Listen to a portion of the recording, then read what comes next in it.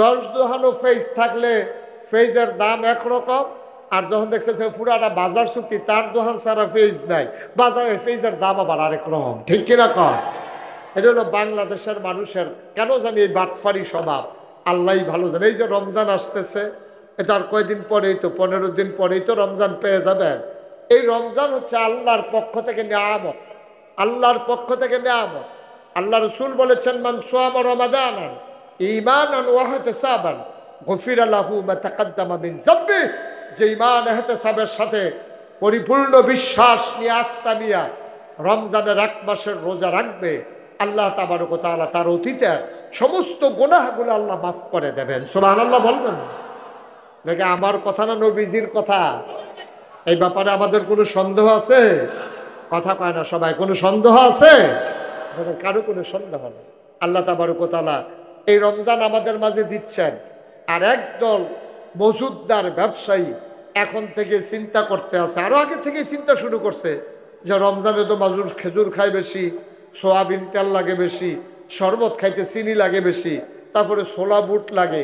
দেখবেন সবার তার দোকানও জায়গা হয় না, বাইক শহীদ তোলে আইনা সেটা, তারপরে মাল থুবাইতে আছে রমজানে বাড়াইয়া বেচার জন্য। না হুজুবিল্লাহ বলবেন না? আল্লাহ কি সুযোগ দিল সওয়াব কামার জন্য?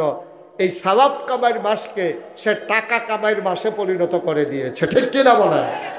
গোটা বিশ্বে বাংলাদেশ ছাড়া আর কোথাও নাই।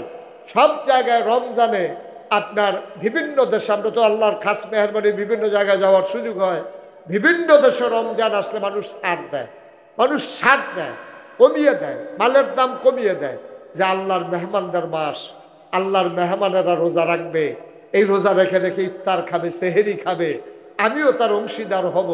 বাংলাদেশ ছাড়া সকল দেশে আপনার দ্রব্য পণ্যের মাল কমে যায়, খাদ্য পণ্যের মাল কমে, দাম কমে যায়, আর বাংলাদেশে সব জিনিসের দাম বেড়ে যায়, ঠিক কিনা কম?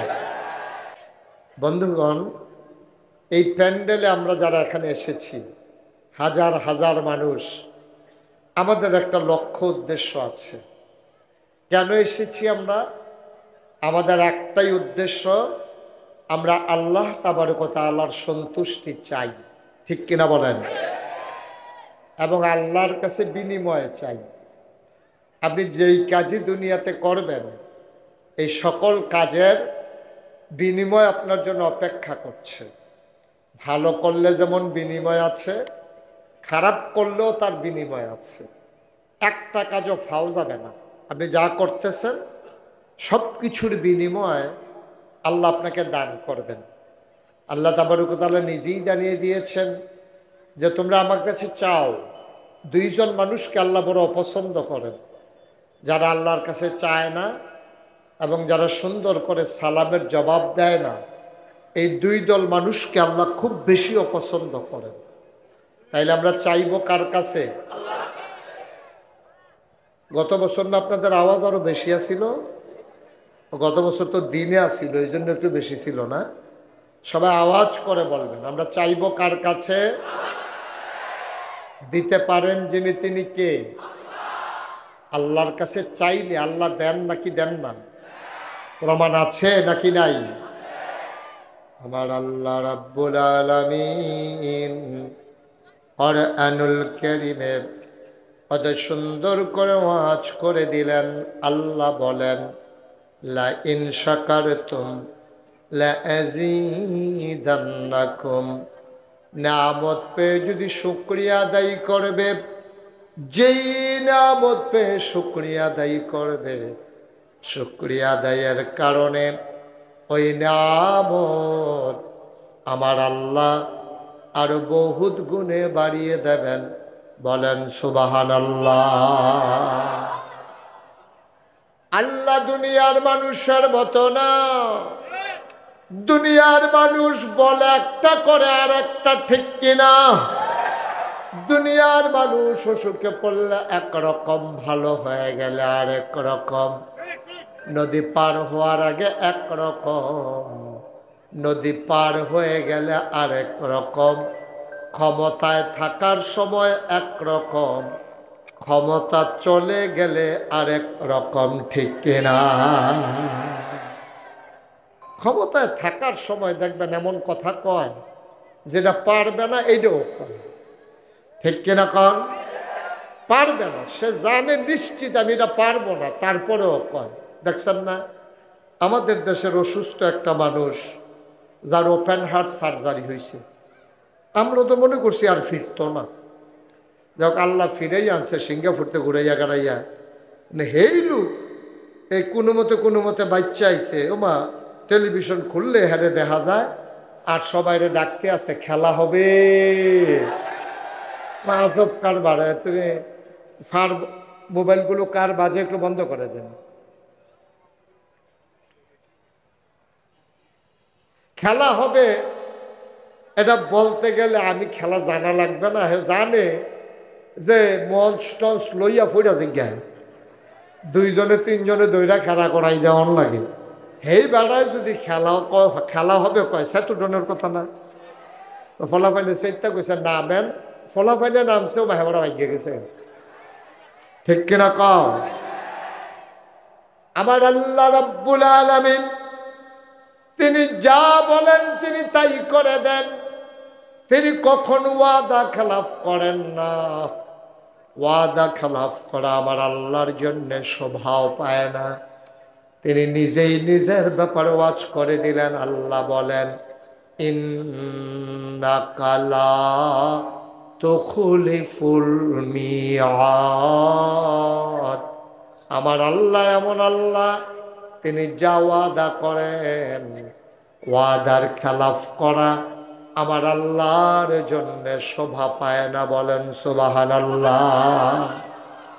আল্লাহ কয় উদউনি আস্তাজিব লাকুম, ও বান্দা তুই আমারে ডাক দে, ডাক দিতে দেরি কবুল করতে দেরি নাই, ঠিক কিনা? আল্লাহর কাছে চাইতে দেরি আল্লাহ দিতে দেরি করেন না। এই আল্লাহ আছেন নাকি নাই? ছিলেন নাকি ছিলেন না? থাকবেন নাকি থাকবেন না? আমার এই আল্লাহ কয়জন? জোরে কন, আর জোরে মধুর সুরে সবাই মিলে মন প্রাণ উজাড় করে গলা ছেড়ে দিয়ে রাতের নিস্তব্ধতা ছিন্ন ভিন্ন করে জগৎপুরের জমিন কাঁপিয়ে দিয়ে চিৎকার করে চলো সবাই মিলে আল্লাহর একটা ডাক দেয়, আল্লাহ। ও প্রাণের আল্লাহ, খুঁজে খুঁজে দেখলাম তুমি লাম ইয়ালিদ ওয়া লাম ইউলাদ ওয়া লাম ইয়াকুল লাহু কুফুয়ান আহাদ। তিনি কারো থেকে জন্ম নেন নাই, কাউকে জন্ম দেন নাই।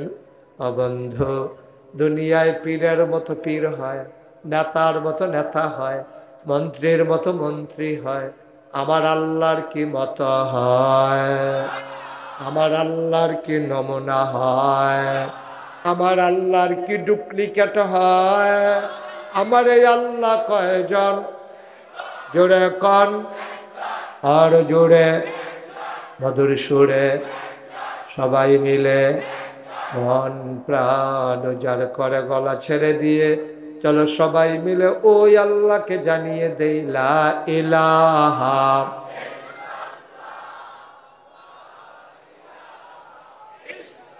জোরে জোরে লা ইলাহা, আর জোরে লা ইলাহা, মধুর সুরে লা ইলাহা, মাশাআল্লাহ লা ইলাহা।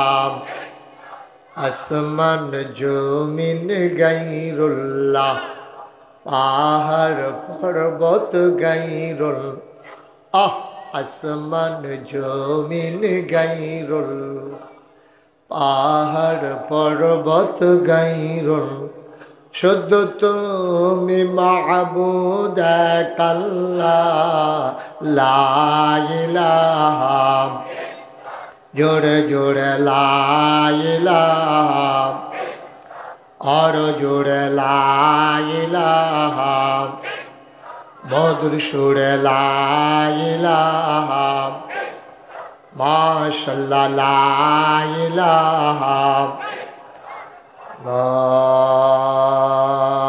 ইলাহা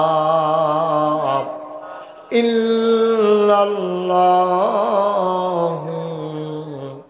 মুহাম্মাদুর রাসূলুল্লাহ সাল্লাল্লাহু আলাইহি ওয়াসাল্লাম। সবাই পড়েন আলহামদুলিল্লাহ।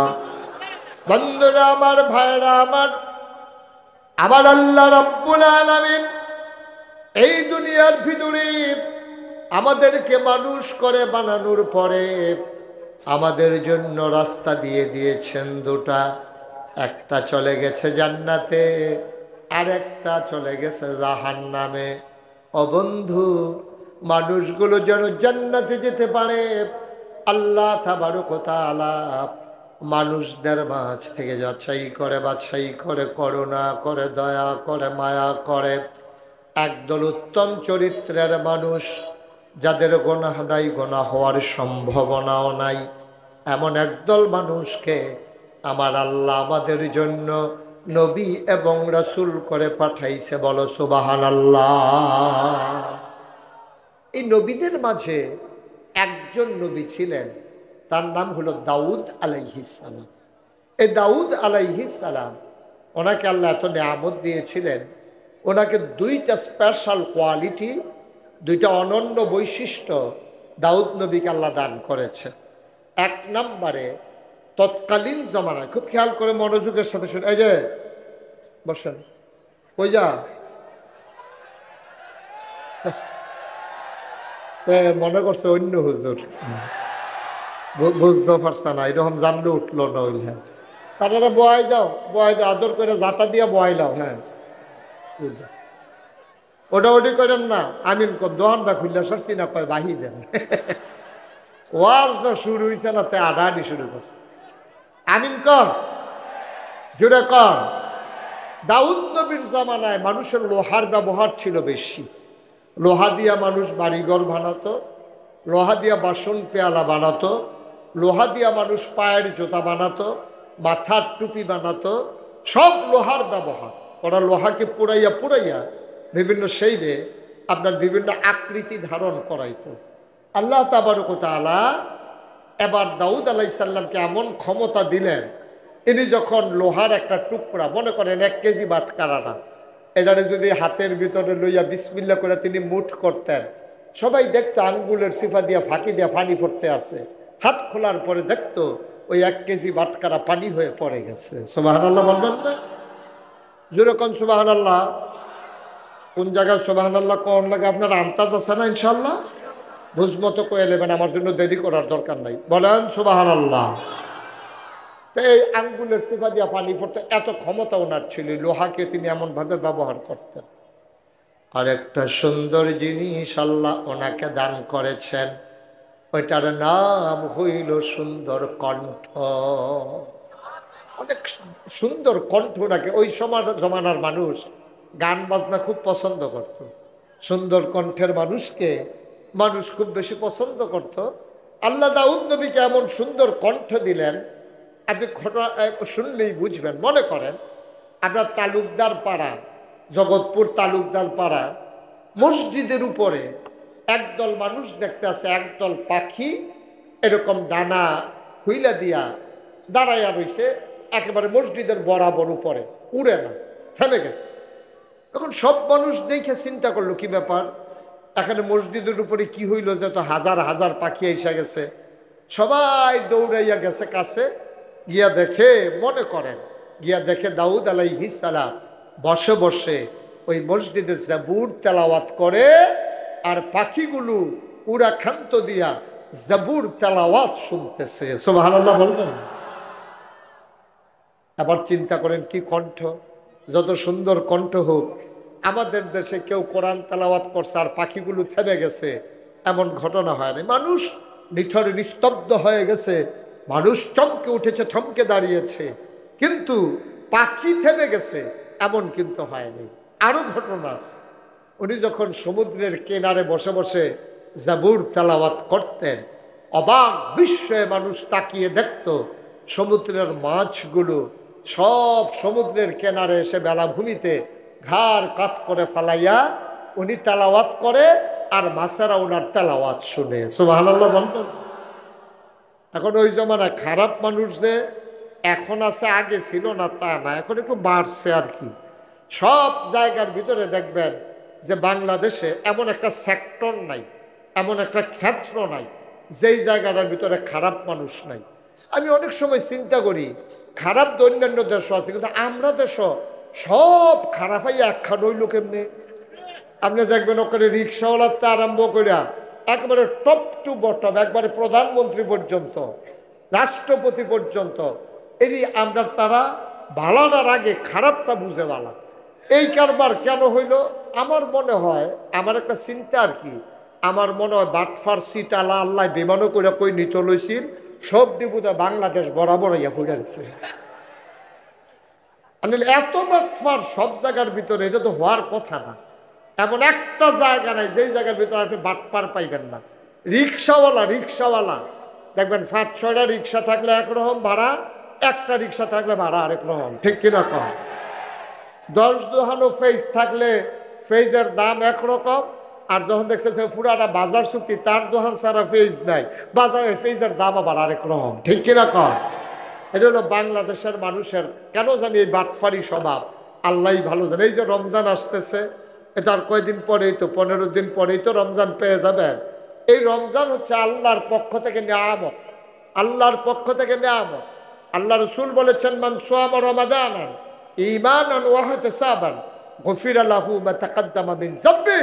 যে ঈমান ইহতিসাবের সাথে পরিপূর্ণ বিশ্বাস নিয়ে, আস্থা নিয়ে রমজানের 1 মাসের রোজা রাখবে, আল্লাহ তাবারক ওয়া তাআলা তার অতীতের সমস্ত গুনাহগুলো আল্লাহ মাফ করে দেবেন। সুবহানাল্লাহ বলবেন নাকি? আমার কথা না নবীজির কথা?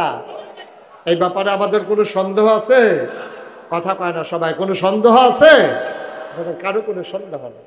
আল্লাহ তাবারক ওয়া তাআলা এই রমজান আমাদের মাঝে দিচ্ছেন।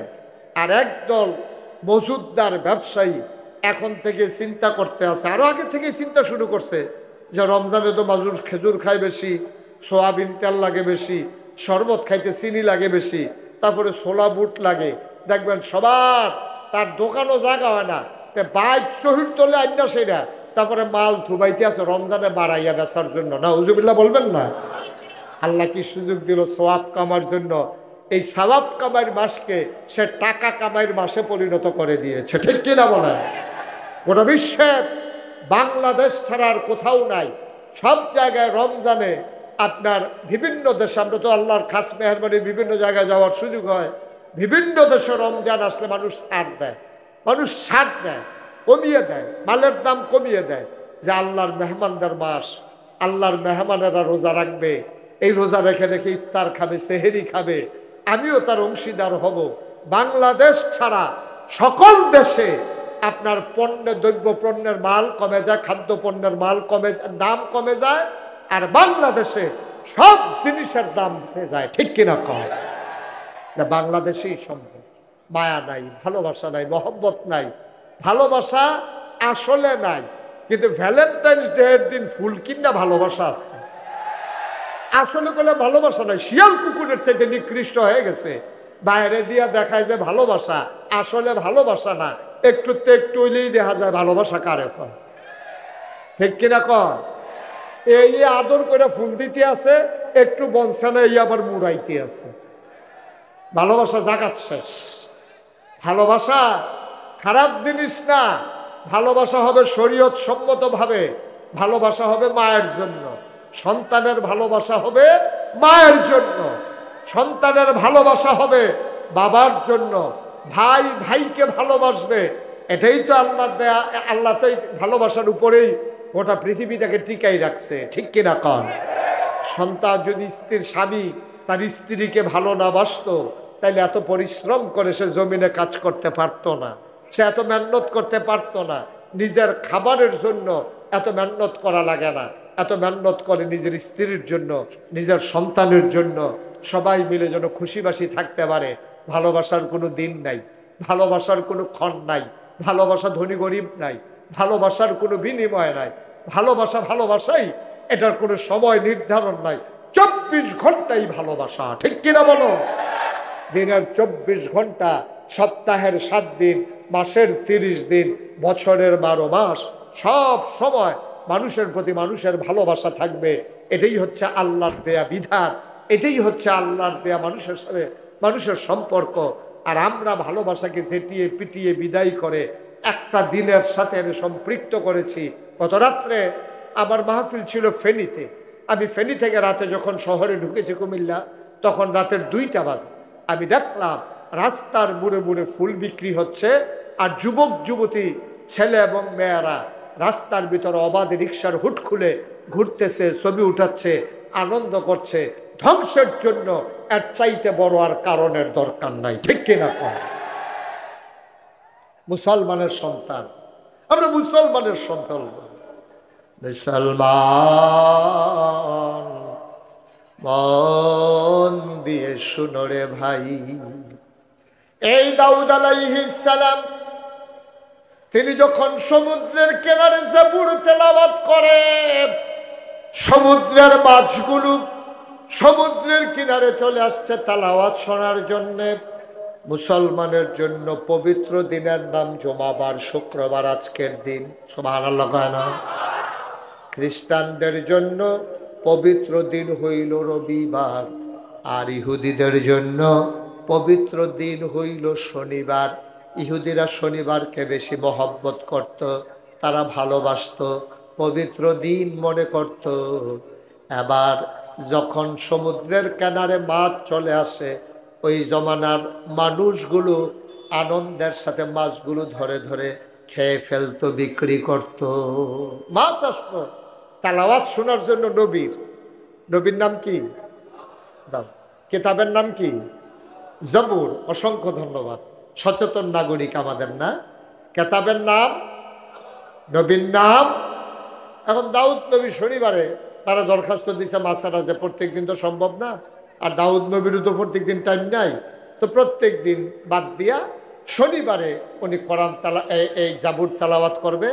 মাছের আইসা সব ভিড় করতেছে আপনার এই রাস্তা, এই সমুদ্রের কিনারে। সমুদ্রের কিনারে যখন মাছেরা ভিড় করতে আসে, আর দাউদ নবী জাবুর তেলাওয়াত করতেছে, আজব কারবার কি জানেন? তখন মাছেরা দাউদ নবীর কাছে দরখাস্ত, খুব খেয়াল করেন মনোযোগের সাথে, দাউদ নবীর কাছে মাছেরা দরখাস্ত দিছে, ও দাউদ আলাইহিস সালাম, আমরা তো আপনার তেলাওয়াত শোনার জন্য আসি, মানুষগুলো তো আমাদেরকে ধরে ফেলে, আর মানুষ মনে করছে আমরা কি বোকা? মাছ বেড়া সারাদিন খাওয়াইয়া মাছ পাওয়া যায় না, আর কান্দা তাইয়া মাছ লেগে রয়েছে, ধরতে সমস্যা কি? সবাই মিললে মাছ ধরতো। মাছেরা দরখাস্ত দিছে দাউদ নবীর কাছে, যে দাউদ নবী আপনি বলে আল্লাহর কাছ থেকে একটা আইন পাশ করাই দেন, যে শনিবারে মাছ ধরা বন্ধ, যেন শনিবারে মাছ না ধরে। এখন শনিবারে মাছ ধরা বন্ধ, তা আল্লাহ আইন করে দিলেন ইয়ৌমুস-সাbt, যে শনিবারে তোমরা মাছ ধরবা না, মাছ ধরলেও অন্য দিন ধরবা, যেহেতু এই দিন তেলাওয়াত শোনার জন্য মাছেরা আসে, এই দিন ধরা যাবে না। তো সাধারণ যারা মানুষ, জেলে মানুষ হয়ে গেছে এখন দিন 3 ভাগ, কয় ভাগ? এই ঘোষণা আসার পরে মানুষ হয়ে গেছে কয় ভাগ? আরে জোরে কথা কয় না, কয় ভাগ? মঞ্চে যারা আছে না কইলেও সারবো না, তারা যে বইয়া রয়েছে এটা যে বেশি। মঞ্চে উঠার লগে লগে 2টা বালিশ দেওয়ানোর দরকার আছে তারা। হ্যাঁ, কথা কইয়ান, কয় ভাগ?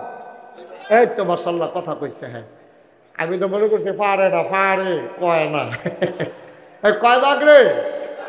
মানুষ হয়ে গেছে, আইন হয়েছে যে শনিবারে মাছ ধরা কি, শনিবারে মাছ ধরা কি বন্ধ। আইন হওয়ার পরে মানুষ হয়ে গেছে 2 ভাগ। একদল কয় কত আইন দেখলাম, এই আইন মানলে চলবো, এত সহজে মাছ পাওয়া যাবে না, সারাদিন খাওয়াইয়া মাছ ধরন যায় না, আর মাছ আইয়া কান্দাত লাগে, আইন করলে মানি নাকি? একদল ডাইরেক্ট অস্বীকার করে শনিবারে ইচ্ছা মতো মাছ ধরলো। আরেক দল বুদ্ধি করলো, শনিবারে যখন মাছ ধরা বন্ধ, আল্লাহ যখন কয় আল্লাহরে সাতাইয়া লাভ কি, যেহেতু আল্লাহর জান্নাতও যাওয়ান লাগবো, তা আল্লাহরে সাতাইয়া তো আল্লাহর জান্নাতও যাওয়ান যেত না, তো শনিবারে ধরন লাগবে, তো ঠেয়া কি তারা করছে কিন্তু শনিবারে বান দিয়া রাখতো, রবিবারে ধরতো। আমার মনে হয় এটির বাড়ি বাংলাদেশ হইব। এত বুদ্ধি বাংলাদেশের তারা ছাড়া কেউ এটা ইয়ে পারত না রে। এটা বলতে বাড়ি বোধ বাংলাদেশে তান্ত্রিক, এটা শনিবারে বান দিয়া রাখতো, রবিবারে গিয়া ধরতো। আইন মানতে আছে, আইন ভাঙ্গা ঠিক হবে না, এই জন্য আইন মানতে আছে, শনিবারে বান দিয়া রবিবারে ধরে। আরেক তারা ধরেও না, তারা এটার কাছেও যায় না। মানুষ তিন ভাগ হয়ে গেল, এক তারা ধরবে, আরেক তারা আমরা ধরবো না। খুব খেয়াল করেন, চিকন কথা। এক তারা ধরবেই, অস্বীকার করে ফেললো। আরেক তারা আমরা ধরবো না, কারো কাছে কিছু বলবো না। আরেক তারা আমরা ধরবো না, কাউকে ধরতে দেব না। সুবহানাল্লাহ বলবেন না? মানুষ হলো কয় ভাগ? না কথা কেনা, কয় ভাগ? এক তারা ধরবে, আরেক তারা ধরে না, কেউ কিছু কয় না। আরেক তারা ধরে না, কাউরে ধরতে দেয়। কয় যে আমরা কাউকে ধরতে দেবো না, আল্লাহর আইন, আল্লাহর আইন লঙ্ঘন করতে কাউকে দেব না। এটা আমরা সিদ্ধান্ত, ডিসিশন। একদল লোক, তিন দল লোক ভাগ হয়ে গেছে গা। এক তারা ধরে, আরেক তারা ধরে না, মাতেও না। আরেক তারা ধরেও না, কেউ ধরতে দেয়ও না। আল্লাহ তাবারক ওয়া তাআলা এবার কি করলেন? এই যে এই কারবারটি যে মানুষ করতেছে, আল্লাহ দেখে না কি দেখে না? আল্লাহ জানে না কি জানে না? আল্লাহ তাবারক ওয়া তাআলা সব দেখেন, সব জানেন। আপনি যদি রাতের আধারে ডুব দিয়া আপনি যদি এক ঢুক পানি খান, কেউ দেখবে না, একজন দেখে। তিনি কে? আপনি রোজা রাখছেন, এবার তো রোজা মোটামুটি ছোটো দিনই পড়ছে, এর চেয়ে বড় দিনও তো রোজা ছিল। এই যে রোজার ভিতরে আপনি দুপুরবেলা মনে করেন অজু করতে আসেন, একজনে সাপ দিতে আছে আর আপনি অজু করতে আসেন। অজুর ভিতরে তিনবার কুলি করেন, যেতে সাপ দেয় হাতেও খেয়াল করছে না। আপনি তিনবার কুলির ভিতরে দুই সাইডেরটা হালাইছেন, মাঝেরটা ঢুকিয়ে হালাইছেন। যে সাপ দিতে আছে তেও দেখে না, কিন্তু একজন দেখে। তিনি কে? আপনি যদি ব্যানার টাঙ্গাইয়া রাস্তার কিনারে খান, কেউ দেখে না, আপনি তো ঘুরে রয়েছেন। আর করে হাতে নৌকা ধানের শীষের ব্যানার খুব যত্ন করে ফুচ্ছা টুচ্ছা রাখতে আছে। তো তার ফুতে জিজ্ঞেস, আব্বা আমরা দি নৌকা, আপনি ধানের শীষের ব্যানারে তো যত্ন করেন কি রেখে ব্যাক লইছ? রমজান আইলে দেখবা ফিসে দিয়া টাঙ্গান রাখবো, এর লেগে তো যত্ন করে রাখতে আছে। ব্যানার টাঙ্গাইয়া যেন যখন খুললা খাওয়ান যায়। নাউজুবিল্লাহ বলবেন না? জোরে বলবেন না নাউজুবিল্লাহ? এখন দাউদ নবীর জমানায় মানুষ হয়েছে কয় ভাগ? কথা বলে কয় ভাগ? তিন ভাগ। আল্লাহ দুই দলকে ধ্বংস করে দিলেন। আমার মূল মেসেজ যেটা, আমি যেটা আপনাদেরকে বোঝাতে চাই, আমি মূল কথায় চলে আসছি। আল্লাহ দুই দলকে ধ্বংস করে দিলেন। যারা আল্লাহর বিধান মানল না তারাও ধ্বংস, যারা করলো না, মাছ ধরলো না কিন্তু কাউকে কিছু বলল না তারাও ধ্বংস। বেঁচে গেল শুধু একটা সম্প্রদায়, যারা ধরে নাই, কাউকে ধরতে দেয় নাই। এটা থেকে আজকে এই মাহফিল থেকে সিদ্ধান্ত নিতে হবে, আমরা অন্যায় করব না, কাউকে অন্যায় করতে দেব না। ঠিক কিনা বলো? এই সিদ্ধান্তে না পৌঁছলে দাউদ নবীর উম্মতের মতো আমরাও ধ্বংস হয়ে যাব। আমাদের দেশে এই তিন দল মানুষ আছে। একতারা ডেমকিয়া, যা মন চায় তা করতেই আছে। আরেক তারা করে না, কেউ কিছু কয়ও না। এবারে হোক করে সুফি মানুষ, বিশ্বাস, এবারে দিন দুনিয়ার কোনো খবর নাই। এবারে কেউ করতে দেয় না, আরে কি কয়, নিজে করে না, কেউ ডাকও দেয় না। এইটাই হলো সবচেয়ে সর্বনাশের মূল। একটা বাংলাদেশে, গোটা সভ্য পৃথিবীতে সব জায়গায় কারণে কারণে সরকার বদল হয়। সরকার বদল হয় গণ অভ্যুত্থানে, সরকার বদল হয় নির্বাচনের কারণে, সরকার বদল হয় কোনো রাষ্ট্রপ্রধানের মৃত্যুর কারণে। এছাড়া সরকার বদলের আর কোনো পদ্ধতি নাই। হয় নির্বাচন, নয় মৃত্যু, নয় জনগণের আন্দোলন। সরকার সব জায়গায় বদল হয়, শুধু বাংলাদেশে না, গোটা পৃথিবীতেই বদল হয়। কিন্তু সরকার বদলের সিস্টেম, রাষ্ট্রীয় অবকাঠামো, ভদ্র পৃথিবী যেদিন থেকে শুরু হয়েছে সব জায়গায় সরকার বদল হয়েছে।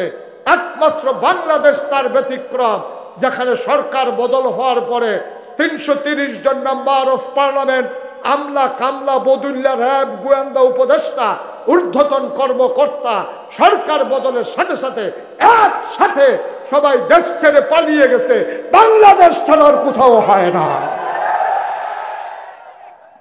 কারণ কি বলতে পারবেন? কারণ হইল ওই দাউদ নবীর হেই গ্রুপ। আমরা করতাম না, কেউ কিছু কইতাম না। আমরা কন্যার দলটা যদি আরো শক্ত হইতো, যদি আমরা যারা বলি অন্যায়ের বিরোধিতা করি, এই গ্রুপটা যদি আরো শক্ত হইতো, এই জগদ্দল পাথর 17 বছর লাস্টিং করতে পারতো না। ঠিক কিনা কম?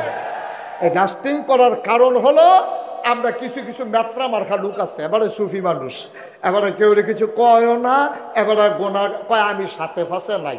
আমি নিজে ভাই এটা করতাম পারতাম না, কেউ বাধাও দিতাম পারতাম না। আল্লাহ নবী কয় তোমারে আমি দুনিয়াতে রাখতাম না। তুমি বাট ফার্মার খালুক, তুমি আলু তুমি হুটকি তো লাগো, গুস্তি তো লাগো, তোমার যেহানো দে মাসাল্লাহ কি মিল দিয়ালা। আসিনির এই বাটফার আল্লাহ কি সিদ্ধান্ত নিলেন দেখেন, কই বাটফারের দল দুনিয়াতে জায়গা নেই। নবী করিম সাল্লাল্লাহু আলাইহি ওয়াসাল্লাম ১৫০০ বছর আগে, খুব খেয়াল, এই দুইজনকে একটু দইরা বসাই দেন না। এখন থেকে কিন্তু যারা উঠে তারার আর বিচার হইতো না, এখন থেকে বিচার হইব যারা লগের তো উঠছে তারার। এই ওয়াজটা এতক্ষণ চলতে আছে যে আমরা নিজে উঠি না, কেউ যে কিছু কই না, এইটাই তো মূল সমস্যা। আমরা উঠবো না, কাউকে উঠতে দেব না। টান দিয়ে দাফনা দুফনা আলগা করে লাগবে। মাহফিলতে উডন কি ইয়া মস্কারা হয়েছ, মাত্র শুরু হেন হয়েছে ওয়াজ, তারা মনে করছে কতক্ষণ পরে মাইক সাইডা দিতে আছে, সাংঘাতিক দেরি হইব, অনেক দেরি হইব। এমন আছে যে ফজরের আজানও দিয়া হইতে পারে, কোন জান মার হাবা কয় না রে, জোরে কয় না মার হাবা। তাহলে আমরা অন্যায় করব না, কাউকে অন্যায় করতে দেব না। সবাই রাজি আছে ইনশাআল্লাহ? যে আল্লাহ যেন কবুল করে, সবাই পড়ে না আমিন। এই রাজিটা যদি আরো আগে হইতেন, আপনি রাজি না আব্দুল্লাহ নবী, এটা তো খাইছে বিপদ, বাত্তির তলা আন্দাই। এবার রাজি কিন্তু কইতো না, যদি আবার ছবি তুল্লাহ কেউ। হ্যাঁ আছে, রাজি আছে, রাজি রাজি ২-৩ বার কইছে, চিনি তো আমি, ওনার সাথে পরিচয় হয়েছে মাহফিল। মার হাবা কন, সবাই কন মার হাবা। ভাইরা, এটা হচ্ছে আমাদের মূল সিদ্ধান্ত, ফান্ডামেন্টাল ডিসিশন। আমরা অন্যায় করব না, কাউকে অন্যায় করতে দেব না ইনশাআল্লাহ। আল্লাহ যেন কবুল করে, সবাই কনা আমি। আচ্ছা ও, আমি যদি মুশতাক ফয়েজি, হ্যাঁ নাগাই শরীফ শাহ হুজুর, কথা কেন না, আমি যে নাগাই শরীফ শাহ হুজুর মুশতাক ফয়েজি, আমি যদি এখন জিকির শুরু করি লা ইলাহা ইল্লাল্লাহ লা ইলাহা ইল্লাল্লাহ, ফজর পর্যন্ত যদি জিকির করি, কেউ আমার বিরোধিতা করবে না। বরঞ্চ বেরিয়েতে দেশি মুরগির ডিম সিদ্ধ করে ফাটাইব, যে হারে হুজুরে যে জিকির করতে আছে ব্যান্ডত হয়ে গেছে গা, বোধ হয় ৪-৫টা দেশি মুরগার ডিম খাওয়া দরকার আছে। আরেক বেরিয়ে দেখবেন দেশি মুরগা বোনা কইরা ফাটাইব, বিদেশি ফুতের টেহারা, বিদেশি কম্বলরা, আতর, সুরমা, কাজল, কত উপহার আমার লাগে আইয়া পড়বো লা ইলাহা ইল্লাল্লাহ কইলে। আচ্ছা আমি মুশতাক ফয়েজি লা ইলাহা ইল্লাল্লাহ কইলে চতুর্দিকে হাদিয়া ইয়ে, তোহফা ইয়ে, টেহা পয়সা ইয়ে, এই কথাটা তো নবীজি ১৫০০ বছর আগে কইছিল। এই লা ইলাহা ইল্লাল্লাহ, আমি যে লা ইলাহা ইল্লাল্লাহ কই, জিকির করি, আমরা দেশের পীর সাহেবরা খানকার ভিতরে, তালিমের ভিতরে, মাহফিলের ভিতরে যেই জিকিরটা করে, আমার নবী ১৫০০ বছর এই জিকিরটাই করছিল, লা ইলাহা ইল্লাল্লাহ মুহাম্মাদুর রাসূলুল্লাহ। তা আমি নাগাই শরীফ সাহেব জিকির করলে আমারে কেউ বাধা দেয় না, কেউ কিছু কয় না, কেউ কোনো দৌড়ানো দেয় না, টিটকারি মস্কারাও করে না, বরংস আরো হাদিয়াইয়ে। আর নবীজি যেই মাত্র কইছে সবাই পড়ো লা ইলাহা ইল্লাল্লাহ, বলার সাথে সাথে নবীর আপন চাচা আবুল আহাব, নবীর স্বাস্থ্য চাচা আবু জেহেল, এরপরে মক্কার যারা কাফের ছিল সবাই মিল্লা নবীর আক্রমণ করার জন্য ঘেরাও দিয়ে ফেলছে, নবীর গায়ের ভিতরে পাথর মারলো। আবুল আহাব চিৎকার করে বলল, ইয়া মুহাম্মদ তাব্বালাক, ও মুহাম্মদ তোমার ধ্বংস হোক। আবু জেহেল নবীকে আঘাত করতে গেল। আমি মুশতাক ফয়েজি লা ইলাহা ইল্লাল্লাহ কইলে কেউ বাধা দেয় না, বরঞ্চ খুশি হয়। আর নবীজি লা ইলাহা ইল্লাল্লাহ কনে এবার আর আফন চাচায় ফাত্তর মারে, হগলে মিল্লা মারতো ধরে। এখানে একটা রহস্য আছে নাকি নাই? তাহলে বোঝা গেল আমার জিকিরটা নবীজির জিকিরটা সুন্দর হয়। বিষয়টা কি এরকম? আমারতে আমি যেমন সুন্দর করে লা ইলাহা ইল্লাল্লাহ কইতাম পারি, নবীজি এত সুন্দর করে পারছে না নাকি? নবী আমার চাইতে কত কোটি গুণ বেশি সুন্দর বলল, কিন্তু নবী বলার কারণে আঘাত আসলো, আমি বলার কারণে হাদিয়া আসলো। রহস্যটা কি? সমস্যাটা কোন জায়গায়? সমস্যা হলো মক্কার মানুষগুলো আরবি বুঝে। লা ইলাহা ইল্লাল্লাহ নবী যখন কইছে, তারা লগে লগে বুঝা লাইছে। আবু জেহেলে কি বুঝছে? তো সমাজের নেতা আছিল, হ্যাঁ বুঝা লাইছে, এই তোরা যে হুনতে আসত লা ইলাহা ইল্লাল্লাহ কি এটা বুঝছ? কয় না আমরা তো বুঝছি না। কয় লা ইলাহা ইল্লাল্লাহ মানে হইল আল্লাহ ছাড়া কোনো বিধানদাতা নাই, বিচার করুন না নাই, মেল করুন না নাই, সর্দারি করুন না নাই, আল্লাহর বিধান ছাড়া কোনো বিধান নাই, বিধান চলবে শুধুমাত্র আল্লাহ। তা আমি আবু জেহেল যে তোমরা রেলওয়ে সমাজটা চালাইতে আসি, মোহাম্মদের লা ইলাহা ইল্লাল্লাহ কায়েম হইয়া গেলে আমার আবু জেহেলের নেতাগিরি শেষ। ঠিক কিনা কম? আবু জেহেল কত নেতাগিরি যদি না থাকে তো আমি বাচ্চা থাকবি তো আমি ওহন বাধা দিত না, পরে বাধা দিলে লাভ হইব কি? এর লেগে আবু জেহেল গিয়া বাধা দিছে। আর টাকা যাক, বাধা দাও, শক্তি প্রয়োগ করো, মোহাম্মদের লা ইলাহা ইল্লাল্লাহ ঠেকাও। তারা ঠেকাইছে ইসলামকে এই জন্য যেন আবু জেহেলের নেতৃত্ব ঠিক থাকে। আচ্ছা, আবুল আহাবে বাধা দিল কেনে? আবুল আহাব ছিল তৎকালীন জমানায় সুদি কারবারি, সবচেয়ে বড় সুদখোর। সেই সুদখোর বাধা দিল আবুল আহাব কেন? সে বাধা দিছে এই জন্য, মোহাম্মদে যে কয় লা ইলাহা ইল্লাল্লাহ, তাইলে বিধান চলবে আল্লাহর, সুদের ব্যবসা আর চলবে না, তাইলে আমি আবুল আহাবের কামাই রোজগার শেষ। সুতরাং তাড়াতাড়ি লা ইলাহা ইল্লাল্লাহ থামাও, টাকা যাক, খেলা সুন্দর হোক, আবুল আহাব এই মোহাম্মদরে থামাও, আমি আবুল আহাবের ব্যবসা চাঙ্গা রাখো। এই জন্য আবুল আহাব নবীজির বিরোধিতা করেছে। ঠিক কিনা কম? আজকে আজকে তুমি সুন্দর করে আল্লাহর দেওয়া বিধানটারে সুন্দর করে মানা শুরু করো। যে কলেজও যেই ফলাটা পড়ে এতে মাসুমের মতো দাঁড়িয়ে হোক, কলেজও পড়ুন না ফলাটা, ইউনিভার্সিটির ফলাফলা পড়ুন না ফলাটা, মাসুমের মতোতে দাঁড়িয়ে হোক। দাঁড়িয়ে রাখনের লগে লগে তার ক্লাসের ফলাফানিয়ে দেখবা টিটকারি মারা শুরু করবো। কি ধরে তুই হুজুর হয়ে গেছিস কা, তুমি মাতার দেশ, নামাজ যদি ফরস তাহলে টিটকারি মারা শুরু হইব। আচ্ছা, কলেজের ফলাফানি মাইয়া মানে টিটকারি মারুক, মান্না নেওয়া যায়। তুমি আজ বিয়া করছো, তুমি দাঁড়িয়ে রাখছো, দেখবো তোমার বউ এবারে তোমার টিটকারি মারা শুরু হয়েছে। ঠিক কিনা কম? দাঁড়িয়ে রাখছে, পাঞ্জাবি গাও দেয়, টুপি মাথার দেয়, 5 ওয়াক্ত নামাজ পড়ে, তার শালিয়ে ফোন দিয়ে জিজ্ঞেসে আফা দুলাভাইয়ের কি খবর? কত দুলাভাই কে আছে? হেতাই মনে করছে, শালিয়ে মনে করছে কি অ্যাক্সিডেন্ট হইলো নাকি, কে কি তাফা কোনো ক্ষতি হয়েছে? কত দুলাভাই হুজুর হয়ে গেছে কেন? দুলাভাই বিলু হুজুর হয়ে গেছে কেন? মুসলমান লম্বা সময় কথা বলার সুযোগ পাবো না ভাই। অতিতাসের মুসলমান, পার্শ্ববর্তী এলাকার মুসলমান, মন দিয়ে শুনো রে ভাই, আল্লাহর নবী থেমে যাওয়ার মানুষ না। তিনি একটা মিশন নিয়ে বের হয়ে গেছেন, যে মিশন নবী ইন্তেকালের আগে আমাদের কাঁধে দিয়ে গেছেন। আমাদেরও দায়িত্ব হলো সমাজ থেকে ওই পাপাচার, দুর্নীতি আর রাহাজানি, লুটতরাজ, চাঁদাবাজ, সন্ত্রাস সবগুলোকে দমন করে একটা সোনার বাংলাদেশ তৈরি করা। এমনই চেয়েছিলেন 1500 আগে নবীজি। নবী যখন চাইলেন সুন্দর একটা পৃথিবী বানাবেন, খেয়াল করে দেখো নবীর জন্ম মক্কায়, খুব খেয়াল, গভীর মনোযোগ। নবীর জন্ম মক্কায়, নবীর শৈশব মক্কায়, নবীর কৈশোর মক্কায়, নবীর তারুণ্য মক্কায়, নবীর যৌবন মক্কায়, বিয়ে করলেন নবী মক্কায়, নিজের বাড়ি মক্কায়, শ্বশুর বাড়ি মক্কায়, মেয়ে বিয়ে দিলেন মক্কায়, ব্যবসা করলেন মক্কায়, লেনদেন করলেন মক্কায়। নবী থাকতে পারলেন না মক্কায়, নবী চলে যাওয়া লাগলো মদিনায়। ঠিক কিনা? ইসলাম মানার কারণে তিতাসের মানুষ দাউদকান্দি যাওয়া লাগে নাই, দাউদকান্দির মানুষ তিতাস আসা লাগে নাই। আমি মুশতাক ফৈজি ব্রাহ্মণপাড়া ছেড়ে বুড়িচং যাওয়া লাগে নাই, কুমিল্লা ছেড়ে ঢাকা যাওয়া লাগে নাই। তাহলে নবী কেন লাগলো? নবী তো দুর্নীতিবাদ ছিলেন না, জবরদখলকারী ছিলেন না, মানুষের সম্পদ লুণ্ঠন করেন নাই। কেন নবী চলে যাওয়া লাগলো? কারণ হলো একটাই, কোরআনে আল্লাহ বলে দিয়েছেন, ওয়ামা নাকামু মিনহুম ইল্লা আইয়ুমিনু বিল্লাহিল আজিজিল হামিদ। কোনো অপরাধ নাই, একটাই অপরাধ, এক আল্লাহর উপরে ঈমান এনেছে। ঠিক কিনা?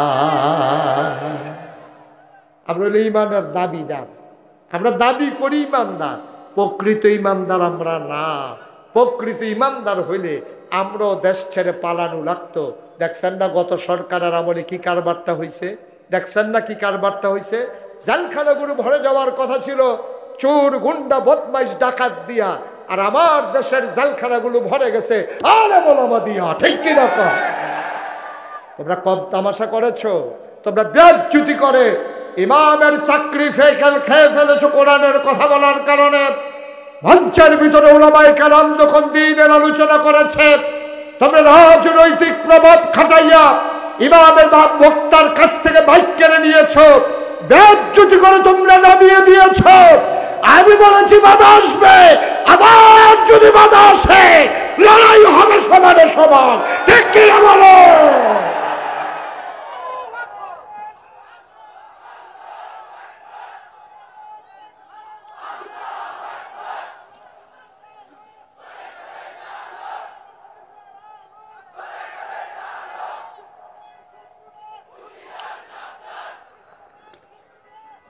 সবাই পড়েন আমিন, জোরে পড়েন আমিন। শতকরা ৯২ জন লোক মুসলমানের দেশে, যে দেশ মসজিদের দেশ, যে দেশ মাদ্রাসার দেশ, যেই দেশে নেংটির বদলে হক্কানি পীর মশায়েখ আলেম ওলামা লুঙ্গি পরা শিখিয়েছে, হারামের জায়গায় কলমা পড়তে শিখিয়েছে, টিকির বদলে টুপি পড়তে শিখিয়েছে, শ্রীর জায়গায় মোহাম্মদ লিখতে শিখিয়েছে, যেই দেশে শতকরা ৯২ জন লোক মুসলমান আশার নামাজ পড়ে দুরূদ পড়তে পড়তে যে দেশের মুসলমান ঘুমোতে যায়, ফজরের আজান শুনলে আবার তাদের ঘুম ভাঙে, এই বাংলাদেশে মুসলমানের দেশে তকসুন নামে একজন প্রগতিশীল, তথাকথিত প্রগতিশীল বুদ্ধিজীবী নামের কলঙ্ক, ওরা কোথায় কোথায় ইসলামের বিরোধিতা করেছে। ঠিক কিনা বলো? আমি বলেছি ঢাকা রাজধানীতে শীততাপ নিয়ন্ত্রিত কক্ষে বসে পুলিশ পাহারায় ইসলামের বিরোধিতা করা সহজ, পাল্লা তিতাসের জমিনে এসে বলো পিঠের চামড়া নিয়ে ঢাকা যাওয়া যাবে না। আল্লাহ যেন হেফাজত করে, সবাই পড়েন আমিন। বন্ধুগণ, নবীকে থাকতে দেওয়া হলো না মক্কায়, তিনি চলে গেলেন। মুসলমান মক্কা ছেড়ে নবী চলে গেলেন মদিনায়। নবীকে মক্কায় থাকতে দেওয়া হলো না। যেই নবী হেঁটে গেলে মাথার উপরই মেঘের ছায়া, মেঘমালা ছায়া দিয়ে যায়। যেই নবী পাথরের উপর দিয়ে হেঁটে গেলে নবীর কদমের সম্মানে পাথর তোলার মতো নরম হয়ে যায়। এই নবীজি মক্কায় থাকতে পারলেন না, চলে যাওয়া লাগলো মদিনায়। ও মুসলমান, মক্কায় কিছু মুসলমান ছিল যারা নবীর এক নজর না দেখলে পাগল হয়ে যেত। মায়েরা আমার, বোনেরা আমার, গভীর মনোযোগ। আল্লাহর নবী চলে গেলেন রাতের আধারে। নবীর সাহাবারা চলে গেলেন নবীর বাড়িতে সকালবেলা। গিয়া দেখে নবী নাই। নবী গেল কই, নবী গেল কই? সবাই বলে আমরা জানি না কোথায় গিয়েছে। আন্দাজ করেছে সাহাবারা নবী বোধহয় মদিনায় চলে গেছে। একজন আল্লাহর মাকবুল বান্দা, পেয়ারা বান্দা, নবীর একজন আদরের সাহাবা, নাম ছিল আব্দুর রহমান ইবনে আউফ। তিনি নবীর বাড়িতে গেলেন, গিয়ে দেখেন নবী নাই। তিনি কাঁদতে কাঁদতে বাড়িতে চলে আসলেন, কাপড়গুলো পটলায় ঢুকালেন, টাকা নিলেন, তিনি বের হয়ে গেলেন, চলে যাব মদিনায়। রাস্তার ভিতরে সীমান্ত চৌকি বসানো হলো, পাহারা দিচ্ছে কাফেরেরা, কেউ যেন মক্কার মানুষ মদিনায় যেতে না পারে। আব্দুর রহমানকে ধরে ফেললেন, নিয়ে আসলেন দারুন নাদওয়ায়। তৎকালীন সংসদ, তার নাম ছিল দারুন নাদওয়া। মেম্বার অফ পার্লামেন্ট যারা, ওরা ছিল আবু জেহেল, আবুল আহাব, উতবা, সাইবা, মুগীরা। ওরা বলল, হে আব্দুর রহমান, তুমি তো ভদ্র মানুষ, তুমি ফ্যাশনেবল মানুষ, তুমি সুন্দর মানুষ, একটা পাঞ্জাবি একবারের বেশি 2 বার গায়ে দাও না, তুমি দামি পারফিউম ব্যবহার করো, হেঁটে গেলে মানুষ বুঝে আব্দুর রহমান যায়। কোথায় যাচ্ছ তুমি লুকিয়ে? আব্দুর রহমান চোখের পানি ছেড়ে দিলেন, ডাক দেয়া কয়, ভাইয়ারা আমার আটকে রাইখো না, বাড়ির জায়গায় বাড়ি রইল, ঘরের জায়গায় ঘর রইল। ও ভাই, আমারে ছেড়ে দাও, আমি চলে যাব মদিনায়। কয় কেন মদিনায় যাবা? কয় যে এই মক্কায় নবী নাই, এই মক্কায় আব্দুর রহমান বাঁচবে না।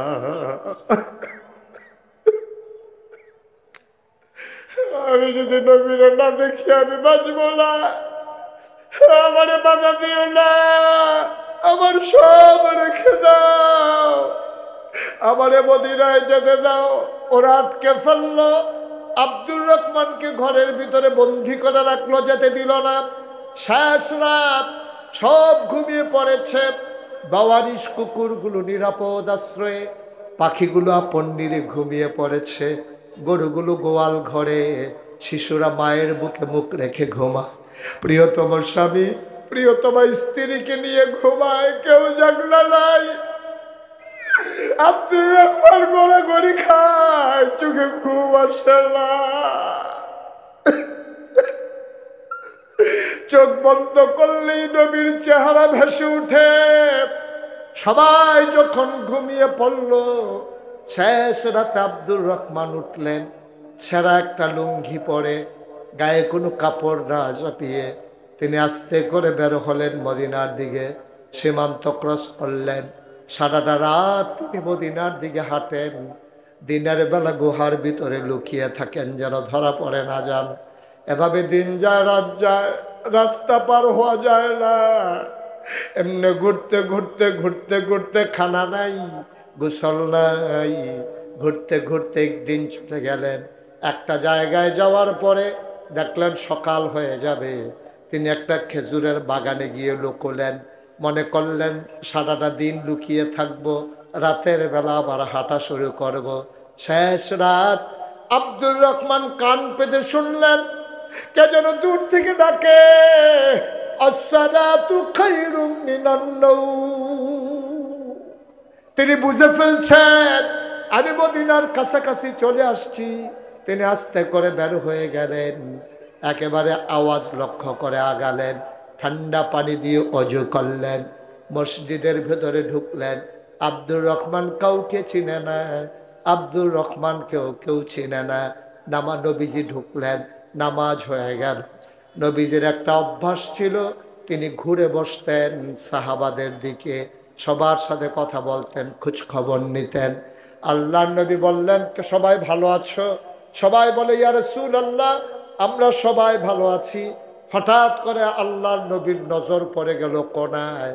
তাকাইয়া দেখে একটা মানুষ বসে আছে, চুল তার উস্কো খুস্কো, দাড়িগুলো তার এলোমেলো, ধুলায় মাখা চেহারা, পেট আর পিঠ একসাথে লেগে গেছে, গায়ের ভিতরে কাপড় নাই, চোখ তার গর্তে, গালগুলোর হাড্ডি বের হয়ে গেছে। আল্লাহ নবী কয় ওই মানুষটা কে রে? এমন একটা মানুষ ছিল আমার মক্কায়, তার নাম ছিল আব্দুর রহমান। আমার বড় পাগল ছিল, আমার একদিন না দেখলে পাগল হয়ে যেত।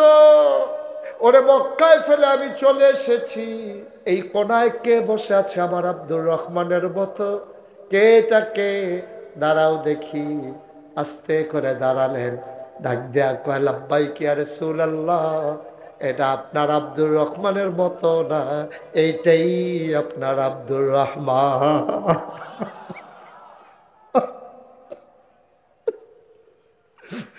এই যে আপনার আব্দুর রহমান, আমি আপনার আব্দুর রহমান। নবী আব্দুর রহমান কেমনে আসলি? কই ইয়া রাসূলুল্লাহ ওরা আমার টাকাগুলো রেখে দিয়েছে, আমার কাপড়গুলো খুলে রেখে দিয়েছে। ইয়া রাসূলুল্লাহ ইয়া হাবিবাল্লাহ আমি এসেছি বড় কষ্ট করে। নবী গো কতদিন হয় আপনারে দেখি না, আমি পাগল হয়ে গেছি আপনারে না দেখে। আল্লাহ নবী আমার কাছে। আল্লাহ নবী হাত দুইটা ছড়িয়ে দিলেন, সবাই রাস্তা করে দিল। আব্দুর রহমান হাঁটতে হাঁটতে নবীর সামনে চলে গেলেন, নবী হাত দুটো ছড়িয়ে দিলেন, লাফ দিয়ে আব্দুর রহমান বুকের মাঝে পড়ে গেলেন। জান্নাতি গন্ধ নবীর গায়ের, আব্দুর রহমান নাক দিয়ে ঘষে ঘষে গন্ধ নেয়। নবীজিরে ছাড়তে চায় না আব্দুর রহমান, খুবই ধরে আপনারে দেখি না। ও নবী কি অন্যায় আমার ছিল গো নবী।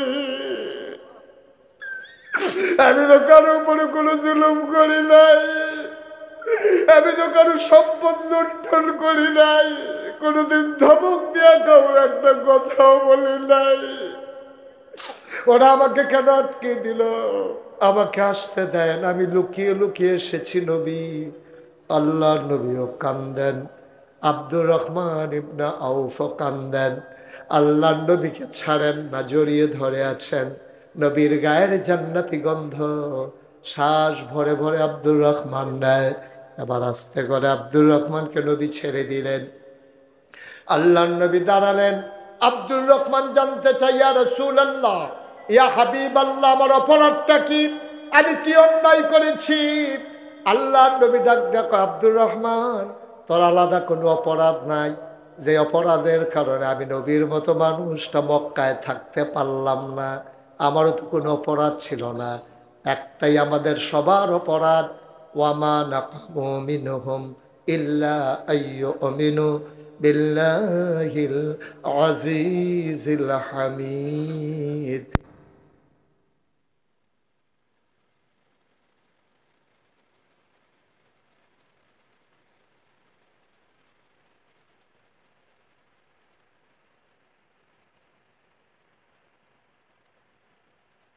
পিচ ডালা পথ হবে রক্তে রঞ্জিত, সুতরাং এ পথ কখনো সহজ পথ ছিল না, এ পথ আমাদের জন্য কঠিন পথ। আমরা সিদ্ধান্ত নিয়ে নিয়েছি, একবিংশ শতাব্দীর সূচনা লগ্নে ২৪ গণঅভ্যুত্থানের পরে মুসলমান আবার যখন টেকনাফ থেকে তেতুলিয়া, আরবশাহ থেকে পাথুরিয়া, সব জায়গায় যখন মুসলমান জেগে উঠেছে, আমরা সিদ্ধান্ত নিয়েছি এ পথে চলতে গেলে মামলা হবে, হামলা হবে, জেল জুলুম নির্যাতন হবে, প্রয়োজনে জীবন দেওয়া যাবে, ইমান দেওয়া যাবে না। রাজি আছো কিনা হাত তুলে দেখা।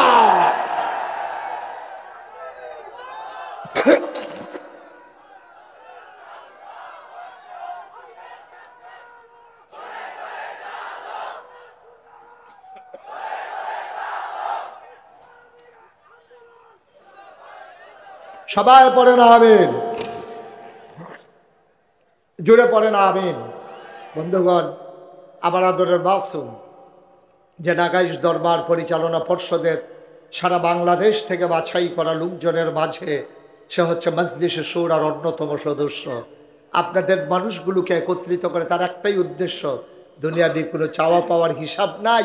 সে আমার সাথে পার্সোনালি কথা বলেছে, একটাই হিসাব, এ মানুষগুলো যদি একটা আলুর দেশা পায়, এ মানুষগুলো যদি জান্নাতে যেতে পারে, এ মানুষগুলো যদি দ্বীনের কথা শুনে শুনে তাদের ঈমানকে জাগিয়ে নিতে পারে, তাহলে তার এই আয়োজন, এই টাকা খরচ করা, আপনাদের আশা বসা, তাহলেই সার্থকতা। ঠিক কিনা বলেন?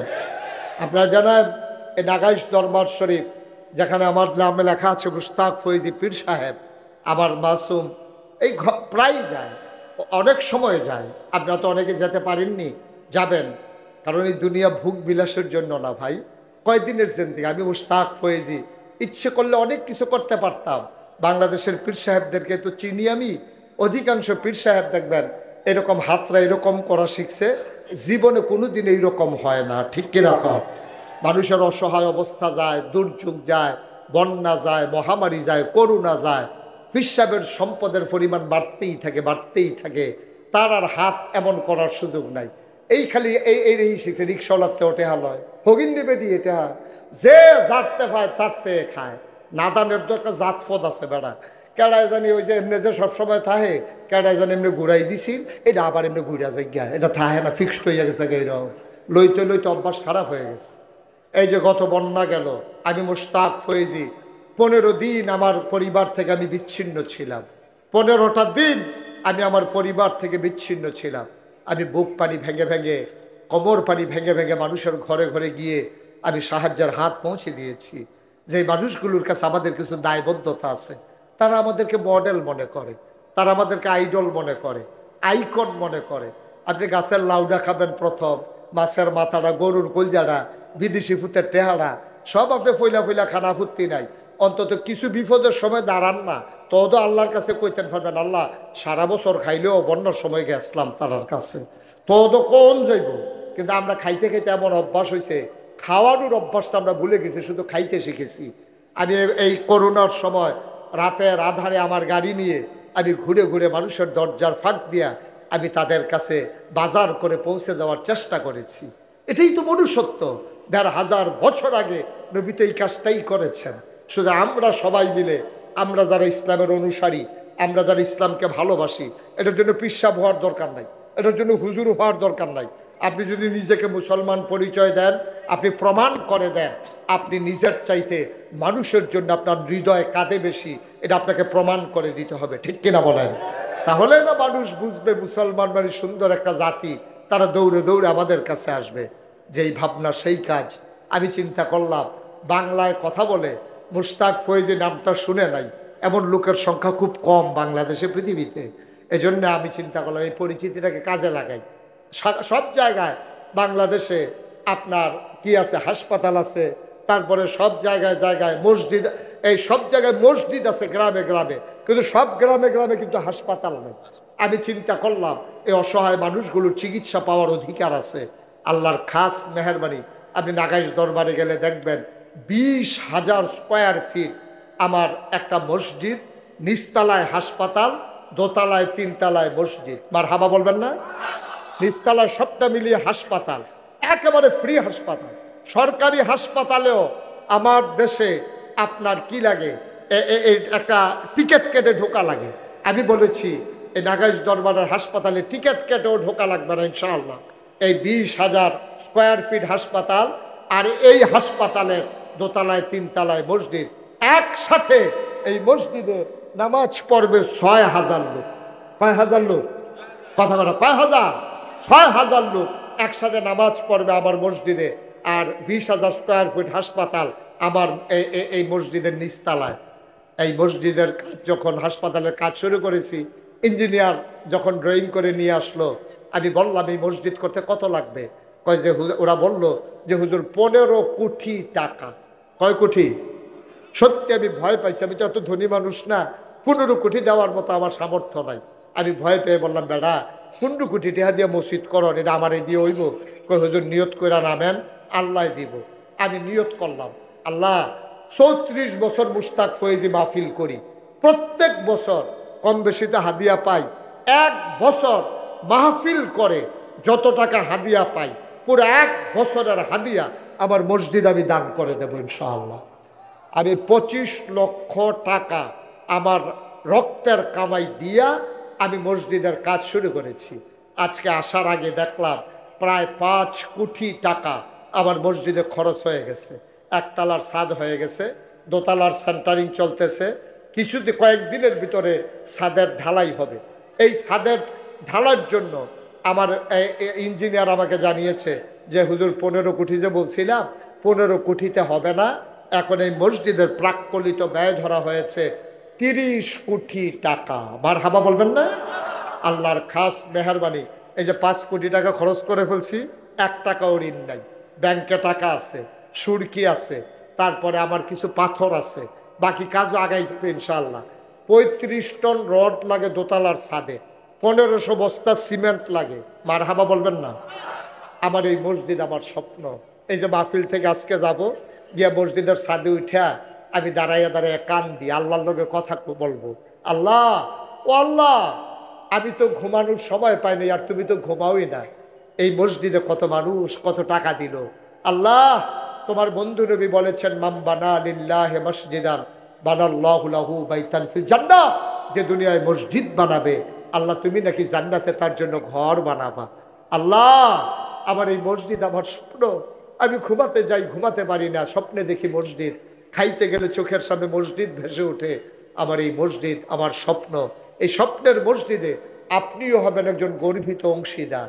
আমি চাই এই প্যান্ডেলে আমরা যারা আছি প্রয়োজনে ২ টাকা দেব, কিন্তু একটা লোক আমি মসজিদে শরিক হই নাই এমন যেন আমরা একজনও না থাকি ইনশাআল্লাহ। আল্লাহ যেন কবুল করে। সবাই পড়েন আমিন, সবাই পড়েন আমিন। হাকিমা ওয়াত্তাবি' মা ইউহা ইলাইকা মির রাব্বিক ইন্নাল্লাহা কানা বিমা তা'মালুন كبيرا وتوكل على الله وكفى بالله وكيلا إن الله وملائكته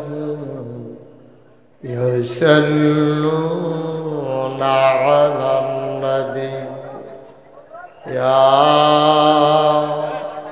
أيها الذين آمنوا صلوا عليه وسلموا تسليما اللهم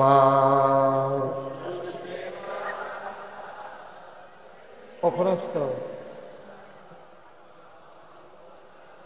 কোন সময় আসছে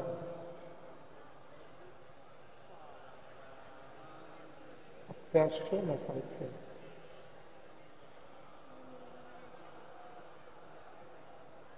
জোরে সুরে মহাব্বতের সাথে গলা ছেড়ে দিয়ে পড়ুন আল্লাহুম্মা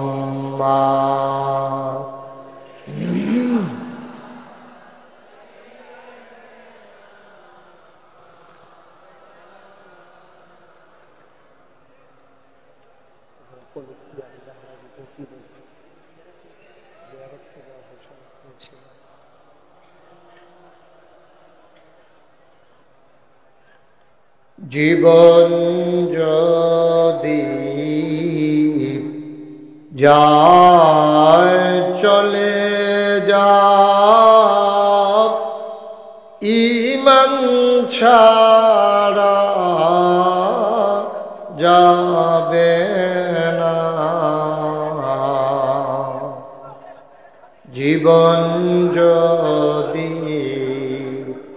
যায় চলে যা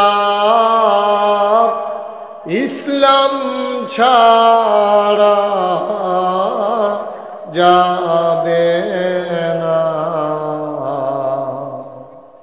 ঈমান যদি ছাড়ো বন্ধু ইসলাম যদি ছাড়ো বন্ধু আল্লাহর জান্নাত পাবে না আল্লাহুম্মা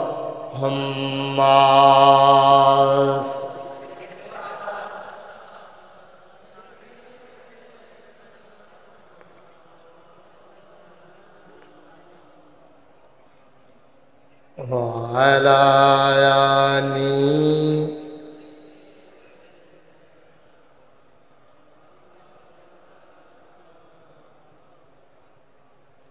وعلى آله سيدنا مولانا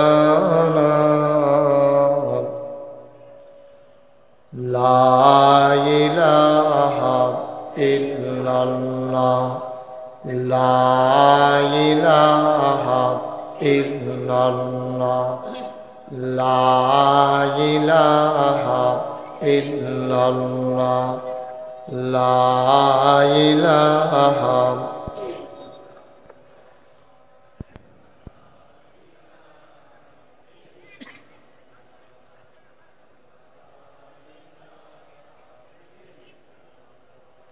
لا إله لا إله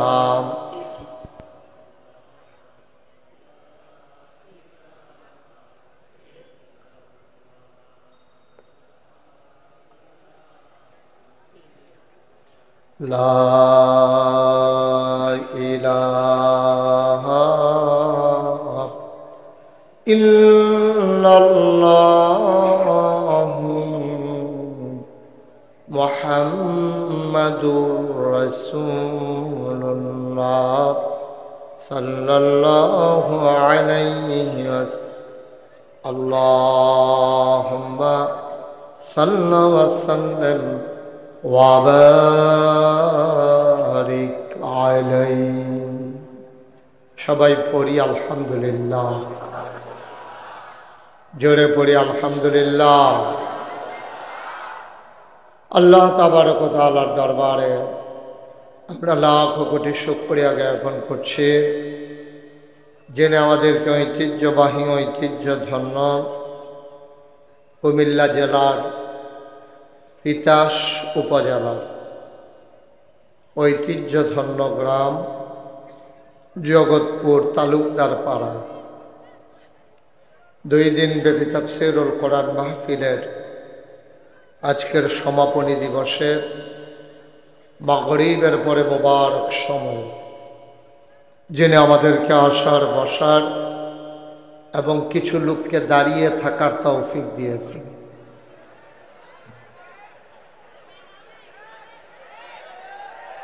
যিনি আমাদেরকে আজকের এই মাহফিলে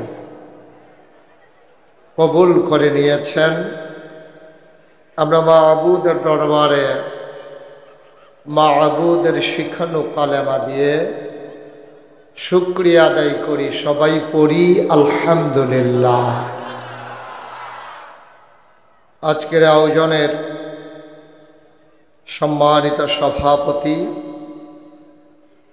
আজকের যিনি আয়োজক, সার্বিক ব্যবস্থাপক এবং যিনি আমাদের হোস্ট, আমার হৃদয়ের কাছের মানুষ, ঐতিহ্যধন্য নাগাইশ দরবার শরীফের মজলিসে সুর আর সম্মানিত সদস্য, বিশিষ্ট ব্যবসায়ী, সমাজসেবক, আমার আদরের ধন কলিজার টুকরা, চেয়ারম্যান ও পরিচালক মদিনা গ্রুপ অফ ইন্ডাস্ট্রিজ, এই এলাকার কৃতি সন্তান জনাব আশিকুর রহমান মাসুম। আজকে কথা বলেছেন অন্যান্য ওলামায়ে কেরাম এবং কথা বলবেন আরও অনেক বড় বড় ওলামায়ে কেরাম। আমাদের মাঝে ইতিমধ্যে তাশরীফ এনেছেন মুফতি আমির হামজা, কোরআন তেলাওয়াত করবেন বিশ্বজয়ী কারি আবু রায়হান, এবং আমার আগে কথা বলে গেছেন মুফতি আরিফ বিন হাবিব, মুফতি আনিসুর রহমান আশরাফি, এবং গতকালকে অনেকে কথা বলে গেছেন।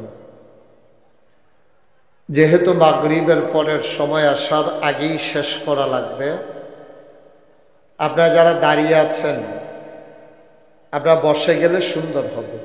যেহেতু জায়গা আমাদের আছে, জায়গা না থাকলে এক কথা, জায়গা যেহেতু আছে আমরা বসে পড়ি। সামনে যারা বরাবর দাঁড়িয়ে আছেন তারাও বসে পড়ুন।